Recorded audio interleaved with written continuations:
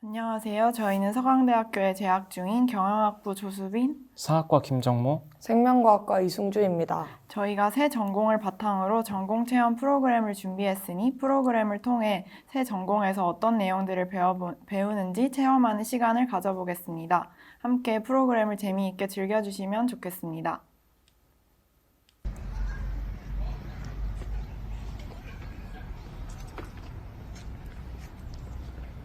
삼전공 진짜 힘들다. 학회 오늘 가야 되고 내일은 답사 가야 하지. 실험 레포트 제출은 언제였더라?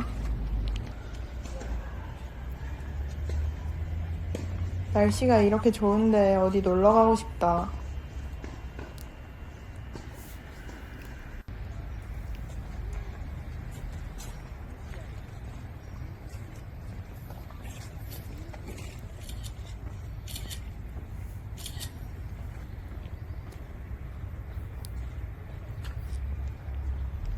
아이고, 어떻게 젊은 청년이 혼자 그렇게 맥없이 풍경을 찍고 있어. 그러게 한번 가서 서봐. 내가 왕년에 사진으로 이름 날렸다고. 아, 그래, 찍어준다고 할 때 빨리 서. 빨리 서서. 아이고, 앞에 한번 서봐요, 빨리. 아, 진짜. 이렇게 기회 있을 때 빨리 서는 거야. 그러면 그냥 한 장만 찍어주세요. 하나, 둘, 셋.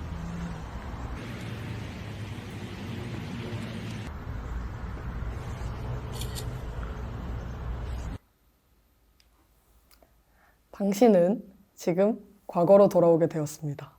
이 사건을 해결하지 않으면 영원히 이 시대에 갇히게 됩니다. 네, 영상 속에 서강대에서 3전공 중인 조수빈 학생이 과거에 갇히게 되었습니다. 여러분은 조수빈 학생을 도와서 사건을 해결해야 하며 사건을 해결하지 못하면 여러분도 함께 과거에 갇히게 됩니다. 진국에서 40대인 이발사가 의문의 습격을 받았다며? 그래, 머리에 피도 나고 돈도 전부 다 잃었다는데? 맞아. 이발소 거울에는 피로 피땀 어린 우리의 삶을 너희가 빼앗아가니 되돌려 받겠다 이렇게 써 있었다는데? 혹시 돈을 목적으로 한 사건은 아니었을까요? 피해자 주변인들의 장부를 살펴서 장부가 수상한 사람은 없는지 살펴보도록 하겠습니다. 먼저 첫 번째로 경영학 지식을 통한 용의자 추리기인데요. 앞서 말했듯이 피해자 주변인들의 장부를 살펴서 수상한 장부가 없는지 한번 살펴보도록 하겠습니다. 먼저 첫 번째로 이만복내 붓 벼루 상점입니다. 보통은 매출에서 물품 원가, 종업원 급여, 상점 관리비, 운반비를 제한 후에 순이익을 구하는데요. 여기 보시면 7월 5일에서 매출은 44원이지만 순이익은 50원으로 그 값이 더 큰 것을 볼 수 있습니다. 그렇기 때문에 이만복내 붓 벼루 상점의 장부는 7월 5일이 이상하다고 볼 수 있겠습니다. 다음으로 왕이문내 이발소의 장부인데요. 여기 보시면 7월 4일에 부채가 300원 정도로 많았으나 7월 5일에 부채가 50원으로 크게 줄었습니다. 물론 갑자기 많은 돈을 갚기도 하기 때문에 부채가 줄어드는 일이 발생할 수는 있지만 우선 수상한이 용의자 선상에 올려보겠습니다. 마지막으로 김상군의 생선 가게의 장부인데요. 여기 보시면 매출이 7월 3일, 7월 4일 각각 32원, 36원 정도로 일정한 정도를 보였으나 7월 5일에 갑자기 80원으로 높게 뛰었습니다. 물론 이 역시 매출이 갑자기 늘어나는 일은 충분히 있을 수 있는 일이지만 그래도 수상하다고 여겨지니 용의자 선상에 김상구를 올려보겠습니다. 지금까지 저희가 경영학적 지식을 활용해서 용의자들을 추려보았는데요. 여기서 활용한 장부와 비슷하면서도 다른 개념이 바로 오늘날의 경영학 지식 중 회계입니다. 회계는 경영자의 관리 목적으로 사용되기도 하지만 투자자와 같은 외부 이해 관계자를 위한 보고 목적으로 사용되는 분야인데요. 보통 재무제표를 작성하게 됩니다. 오른쪽을 보시면 연결 포괄손익계산서라고 해서 재무제표가 있는데 이 포괄손익계산서는 22년 상반기 실제로 삼성전자에서 작성한 재무제표입니다. 회계의 재무제표에는 재무상태표, 손익계산서, 현금흐름표 주석이 있는데요. 여러분들이 경영학과에 오시면 이러한 재무제표들을 작성하는 방법, 또 재무제표에는 어떤 종류들이 있는지 등을 배우게 됩니다. 지금까지가 경영학적 지식을 이용한 용의자 추리기였습니다. 이렇게 경영학적 지식을 이용해서 추린 용의자들을 다시 한번 살펴보겠습니다. 먼저 첫 번째로 이만복입니다. 이만복은 개화를 받아들이지 않으려 하는 50대이고 선비이며 종로에서 붓과 벼루 등을 파는 상점을 운영 중에 있습니다. 두 번째 왕이무는 진고개에서 이발소를 하는 화교이며 현재 피해자와는 경쟁자 관계에 있습니다. 세 번째 김상구는 30대 조선인으로 생선 가게를 지금 운영 중이고요. 일주일에 한 번씩 인천에 가서 생선을 팔고 온답니다. 다음은 역사학의 방법으로 용의자를 간추려 보도록 하겠습니다. 앞서 살핀 용의자들의 신상 정보를 영상을 되돌려서 다시 확인하고 이제부터는 용의자들의 사건 당일에 무엇을 했는지를 밝힌 진술서를 확인해 보도록 하겠습니다. 먼저 첫 번째로 용의자 이만복의 진술인데요. 7월 5일에 뭐 했는지는 잊을 수가 없죠. 왜냐하면 그날 광화문에 전등이 들어왔다는 소식을 들었습니다. 그래서 그런지 유독 손님이 많더군요. 궁금해서 종로에서 가게를 일찍 마치고 구경을 갔습니다. 저는 개화도 하지 않아 상투를 틀어 이발소에 갈 필요가 없는데 피해자와 무슨 원한 관계가 있어 범행을 저질렀겠습니까? 두 번째 용의자 왕이문의 진술입니다. 7월 5일이라 가만히 있어봐라. 당일 피해자의 이발소에 가서 머리를 깎았던 것도 같네요. 하지만 그뿐입니다. 그 이후에는 피해자의 이발소에서 나와 지병인 결핵을 치료하려 제중원에 갔습니다. 저는 범행 시각에 이발소 근처에는 있지도 않았습니다. 네, 김상구 씨의 진술을 받아봤는데요. 7월 5일이요? 그날은 화요일이잖아요. 저는 매주 화요일에 인천으로 생선을 팔러 갑니다. 그래서 주변 사람들도 다 알기 때문에 한번 물어보세요. 당연히 그날도 전차를 타고 인천을 갔고요. 전차표라도 보여드려요? 네, 용의자 김상구가 인천으로 기차를 타고 갔다고 했는데 이게 맞는지 확인하려면 증거 자료가 필요하겠죠. 네, 실제로 확인해 보니 이렇게 기차표가 있네요. 당시 기차는 오늘처럼 매 시간마다 있는 것이 아니라 하루에 2번 정도만 운행을 하였기 때문에 인천으로 갔다가 다시 돌아와서 범행을 저지르기는 힘들어 보입니다. 그래서 용의자 김상구는 진범이 아닌 것으로 용의자에서 제외시켜도 될 것 같습니다. 이처럼 우리가 일상적인 어떤 추측으로 용의자를 간추려 보았지만 이 속에 역사학의 연구 방법이 담겨 있습니다. 먼저 비판적 사고입니다.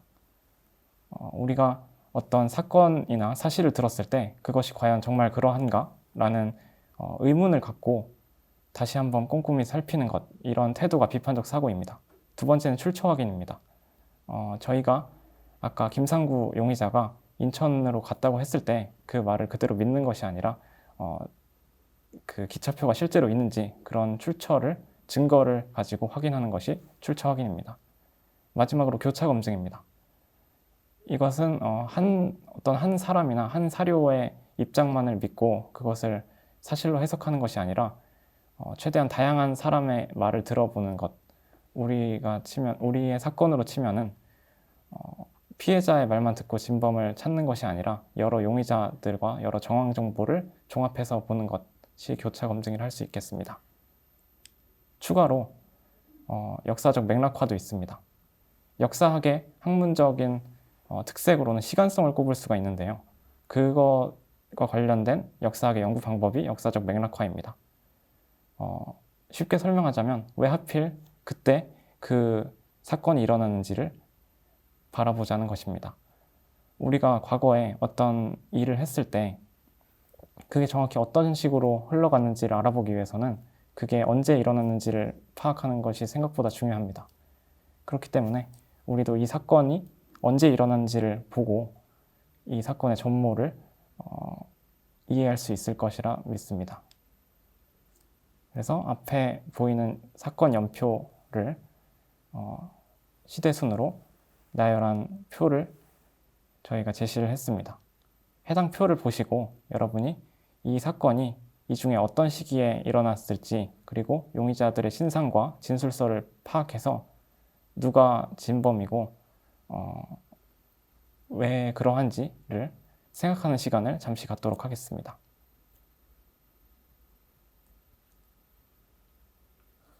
그런데 아직 경영학, 사학적 지식만으로는 범인이 누군지 확정하기 어렵죠. 따라서 우리는 이제 생명과학을 통해서 또 범인을 알아보는 시간을 갖겠습니다. 우리는 범죄 조사에서 지문을 찾게 되면 굉장히 크리티컬한 그런 중요한 정보를 찾았는데? 라고 생각하게 됩니다.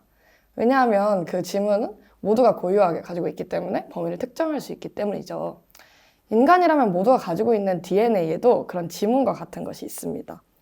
이는 일란성 쌍둥이조차 다른 것이고요. 그리고 같을 확률은 10의 15제곱분의 1에 불과하다고 합니다. 이건 바로 STR, 즉 Short Tandem Repeat인데요. 특정 염기 조합이 반복됨으로써 개인을 식별할 수 있습니다. 따라서 이를 DNA 지문이라고도 불려요. 이와 같은 부위를 이용하여서 친자를 확인하고 그래서 아버지를 찾을 수도 있고 또는 사고 피해자의 신원 확인도 할 수 있습니다. 실제로 세월호 미수습자를 3년 만에 바다에서 건졌을 때 더 이상 육안으로는 이제 구분이 어렵기 때문에 그럴 때 이제 본인을 확인하기 위해서 이런 Short Tandem Repeat 염기 서열을 통해서 확인을 할 수도 있었습니다. DNA 감식 과정을 조금 더 살펴보게 되면 다음과 같은 과정으로 이루어져 있는데요. 먼저 시료를 채취하고 DNA를 뽑아낸 후에 DNA를 증폭시키고 그리고 전기영동을 시켜서 이를 원래 가지고 있던 데이터베이스와 검색 및 대조를 한 후에 용의자를 특정하게 됩니다. 바로 이 시료를 채취하는 과정에서는 우리가 온전한 시료를 채취하기보다는 어떤 일부의 불완전한 시료를 찾게 되는 경우가 더 많겠죠. 이 때문에 우리는 DNA 증폭, 즉 PCR을 하게 되는데요. DNA의 복제 환경을 인위적으로 만들어 주어서 그래서 이제 DNA를 증폭시켜 주게 되는 것입니다. 여러분, 이 PCR이라는 말이 익숙할 텐데요. 코로나로 인해서 사실 여러분들이 진행을 했던 PCR 검사에 쓰이는 PCR이 바로 앞서 말했던 PCR과 동일한 PCR입니다. 이는 특정한 DNA 조건을 증폭시켜서 여러분에게 코로나 바이러스가 있는지 없는지를 여부를 확인하는 것입니다. 이와 같이 발전한 과학기술에 따라 범죄 수사 역시도 더욱 정밀해지고 있습니다. 우리는 DNA 지문처럼 아주 크리티컬한 이런 지문에 관련된 실험을 해보려고 해요. 먼저 지문을 채취하기 위해 총 3가지의 방법을 쓸 건데요. 먼저 분말을 이용하여서 지문을 확인해 볼 것이고 그리고 그 다음에는 니니드린 용액이 손의 단백질과 반응함으로써 지문에 나타나는 원리를 통해서 지문을 확인해야 될 것이고 마지막으로는 요오드가 녹말과 반응하여 지문에 나타나는 방법으로 지문을 확인해야 될 것입니다. 일단 분말법이랑 액체법이랑 기체법 중에서 저희 액체법 진행을 해보도록 하겠습니다. 분말법이랑 기체법은 실험 과정 참고하셔서 혼자 진행해보셔도 괜찮을 것 같아요. 먼저 이 니니드린 용액을 여기 접시에 담은 다음에 거름종이에 용액을 넣어서 충분히 적십니다. 이 니니드린 용액 혹시나 먹으면 안 돼요. 여러분들 키트 내부에는 핀셋이 들어있을 텐데 핀셋 이용해서 거름종 이렇게 담그면 돼요. 그리고 꺼낸 다음에 조금 말리세요. 잠깐. 그리고 이 용액이 전부 날아가기 전에 손가락을 찍습니다. 아니면 지문을 찍던가 손바닥 전체를 찍어도 돼요. 찍은 다음에 보라색으로 변할 수 있으니 닦아주세요. 그 후로 거름종이의 반응이 잘 나타날 수 있게 드라이어로 얼려주세요.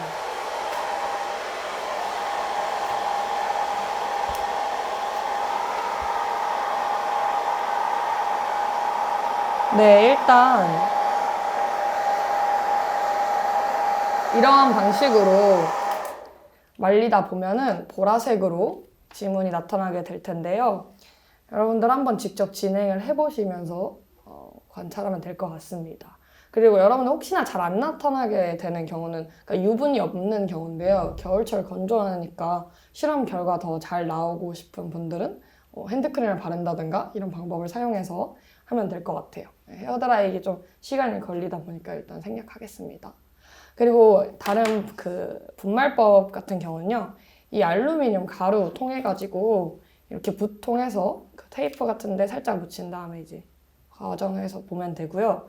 그리고 기체법 같은 경우에는 통에다가 아이오딘 그 고체로 되어 있는 거 넣어서 여기에다가 이제 지문 찍은 다음에 밀폐시켜 놓으면 지문 바로 나타나게 될 겁니다. 네, 먼저 찔러야 하는 체열 부위를 옆에 들어있는 이 알코올 수압으로 소독을 하고, 그리고 여러분들 들어있는 것에 체열 펜이랑 이제 파란색 체열 침이 있어요. 이렇게 돌리면은 체열펜이 열립니다. 거기에 체열침을 직접 꽂아서 네, 이렇게 동그랗게 돼 있는 건 돌려서 따면 돼요. 그래서 체열침을 직접 꽂은 다음에 다시 볼펜 닫듯이 잠그면 체열펜이 됩니다. 그래서 이렇게 딸깍딸깍 한번 눌러보면 핀이 살짝 나오는 게 보여요. 살짝. 그러면 그걸 가지고 이제 아까 소독한 부위를 딸깍 하고 찌릅니다. 그러면 피가 조금씩 나오기 시작할 거예요. 그럼 세 가지의 우리 홀이 있어요. 이 슬라이드에다가 각각 톡톡톡 피를 떨어뜨려 줍니다. 그래서 옆에 자세히 보면 A, B, 그리고 RH라고 써져 있을 텐데요. 그 A라고 써져 있는 곳에는 바로 이 파란색 안티-A 뿌려주고요. B라고 써져 있는 데는 노란색 항비혈청 뿌려주면 됩니다. 그리고 이제 RH라고 써져 있는 데는 우리 아까 배웠죠? 디펙터 RH 혈청 떨어뜨리면 돼요.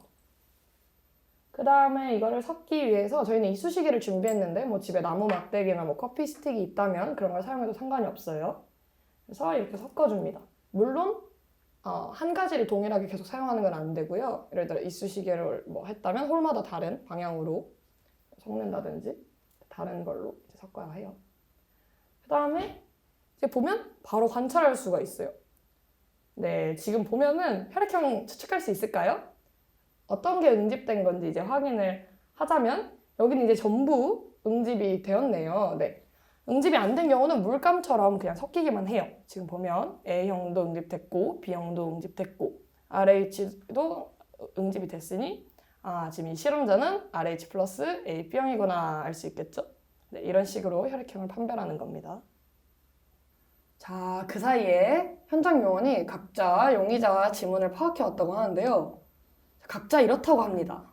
아까 발견되었던 현장에서 그 용의자의 지문이 있는지 확인해 볼까요? 현장 사진은 앞으로 돌려서 아까 거울에 지문이 묻어 있는 것을 참고하면 될 것 같습니다. 누구의 지문이 보이고 누구의 지문이 보이지 않나요? 한번 보고 찾아봅시다. 네, 이만복이랑 왕이문의 지문이 발견되었죠? 아직도 둘 중에 누가 범인인지는 추리기가 어려우니 어떡하죠? 여기서 우리가 가지고 있는 생체 정보가 하나 더 있죠? 바로 뭔가요? 네, 혈액형입니다. 그렇다면 이제 우린 혈액형을 가지고 범인을 좀 더 알아보도록 합시다. 자, 블러딩 타입, 즉 혈액형은 항원 탄수화물의 당사슬 결합에 따라서 A형, B형, O형으로 이제 구분을 하게 됩니다. 혈액에 있다고 해서 무조건 유죄라고 볼 수는 없지만 없다면 이제 무죄를 밝힐 수 있는 증거가 되죠. 보면 A 항원에는 N-아세틸 글루코사민이 붙어 있는 것을 확인할 수 있고 B 항원에는 갈락토즈가 그리고 O 항원에는 아무것도 붙어 있지 않은 것을 확인할 수 있습니다. 또 적혈구 표면에는 D 팩터라고 하는 단백질이 붙어 있음에 따라 그것이 있냐 없냐의 여부에 따라서 RH 플러스형과 RH 마이너스형으로 나뉘게 돼요. 이번 실험에서는 이 적혈구 표면에 있는 항원에 따라 우리가 직접 떨어뜨리게 되는 용액에 따라서 이제 반응이 다르게 보이게 됩니다. 그래서 이 실험을 통해서 자신의 혈액형을 구분할 수 있게 하는 것이죠. 여기서 이제 핵심으로 사용되는 원리가 바로 이 항원 항체의 특이성인데요. 이게 높을수록 한 개의 항원이 한 개의 항체에 이제 결합하게 됩니다. 그래서 이는 또 면역의 핵심적인 반응으로서 뉴트럴라이제이션 또는 옵소니제이션 등과 같은 역할을 하면서 면역 반응에 또 도움을 주기도 합니다. 그래서 실험을 진행을 해보도록 하겠습니다.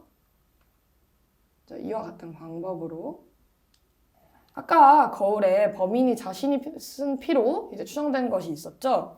그 글들에서 혈액을 따서 여러분들이 실험을 할 동안 우리가 직접 진행을 했던 혈액형 판정 실험으로 이제 알아보게 되었는데요. 결과가 이렇게 나왔습니다. 그렇다면 범인은 혈액형이 어떻게 될까요? 네, RH 플러스 A형이라고 추론을 할 수 있겠죠? 앞서 봤던 범인의 생체 정보에서 이제 생체 정보를 확인해 봤을 때 누가 범인의 확률이 제일 높아 보이나요? 네, 바로 이만복이죠. 혹시 다른 전공에 대해서는 어떻게 생각을 하고 계시나요? 경영학적 관점에서도 다시 한번 범인을 확인해 보도록 하겠습니다. 아까 세 용의자들의 장부를 살펴보았던 것 기억나시나요? 이만복 내 붓 벼루 상점, 왕이문 내 이발소, 그리고 김상군의 생선 가게의 장부를 다시 한번 살펴보겠습니다. 왕이문 내 이발소의 경우 부채가 300에서 50 정도로 크게 줄었던 것을 확인한 바 있습니다. 그러나 부채 같은 경우에는 여러분이 실제로 빚을 많이 갚았을 경우에 갑자기 줄어드는 일이 실제로 일어날 수 있는 일입니다. 마찬가지로 김상군의 생선가게 또한 32, 36 정도의 매출에서 80 정도로 매출이 크게 올랐었는데요. 이 역시 김상구가 7월 5일에는 인천으로 생선을 팔러 갔기 때문에 매출이 갑자기 늘어나는 일은 있을 수 있는 일입니다. 그러다 마지막으로 이만복 내 붓 벼루 상점의 경우 매출인 44원보다 순이익이 50원으로 더 큰 것을 볼 수 있는데요. 이는 절대로 일어날 수 없는 일입니다. 따라서 경영학적 관점에서도 이만복이 가장 유력한 용의자로 보입니다. 네, 사학적 관점에서도 다시 살펴보도록 하겠습니다. 아까 경인선을 타고 인천에 갔다고 했는데 경인선이 개통된 시기가 1899년입니다. 그리고 제중원을 갔다고 했는데 제중원은 1885년에 설립되어서 1904년에 세브란스 병원으로 이름이 바뀝니다. 그렇기 때문에 1899년부터 1904년 그 사이에 일어났던 사건으로 해당 사건의 시기를 우리가 생각해 볼 수 있겠습니다. 그러면 당시에는 어떤 일이 있었을까요? 앞서 영상을 돌려서 개화기 시기 연표를 돌려보시면 을미개혁이라는 키워드가 나올 겁니다. 그 을미개혁 때 단발령이라는 제도를 시행을 하였는데 이 단발령에 반발해서 여러 유생 및 백성들이 저항을 했던 그런 사건이 많이 발생했던 시기였습니다. 당시는 유교적 가치관으로 인해서 신체 발부, 수지, 부모 이런 가치관으로 신체를 훼손하는 것은 굉장히 큰 불효라고 여겼습니다. 따라서 머리를 자르는 행위 역시 불효였기 때문에 당시에 이발소를 대상으로 한 여러 사건 사고가 많았습니다. 유생들의 입장에서는 부모에게서 물려받은 머리를 돈을 받고 잘라주는 그런 가게인 이발소는 굉장히 불효를 조장하는 가게로 생각을 하였기 때문입니다. 이처럼 우리가 역사적 맥락화의 과정을 통해서 당시가 어떤 시기인지를 확정해서 역사적 방법에서도 이만복이 진범이었음을 살필 수 있었습니다. 오늘 체험에서 경영학적 관점, 사학적 관점, 그리고 생명과학적 관점으로 범인을 찾고자 했을 때 각각 놓치는 부분들이 있었죠. 그래서 저희는 이 프로그램을 통해서 저희가 융합적이고 종합적인 사고를 하면서 살아가는 것이 중요하다는 것을 전달하고 싶었습니다. 지금까지가 저희가 준비한 프로그램이었습니다. 감사합니다.